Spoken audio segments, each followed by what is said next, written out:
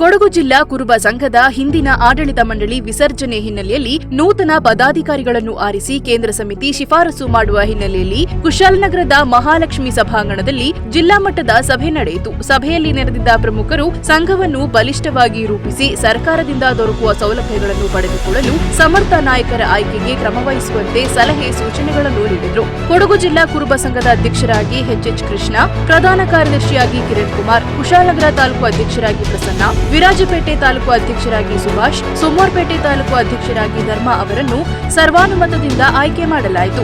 ಸಭೆಯಲ್ಲಿ ಮಾತನಾಡಿದ ಕುರಿಹುಣ್ಣೆ ಉತ್ಪಾದಕರ ನಿಗಮದ ಜಿಲ್ಲಾಧ್ಯಕ್ಷ ಡಿಆರ್ ಪ್ರಭಾಕರ್ ಅವರು ಸಂಘಟನೆ ಮೂಲಕ ಸಂಘವನ್ನು ಸಮರ್ಥವಾಗಿ ಮುನ್ನಡೆಸಲು ಕೇಂದ್ರ ಸಮಿತಿಯ ಸೂಚನೆ ಮೇರೆಗೆ ನೂತನ ಸಮಿತಿಗೆ ಪ್ರಮುಖರನ್ನು ಆಯ್ಕೆಗೊಳಿಸಿ ಶಿಫಾರಸು ಮಾಡಲು ಕ್ರಮ ಕೈಗೊಳ್ಳಲಾಗಿದೆ ಎಂದರು.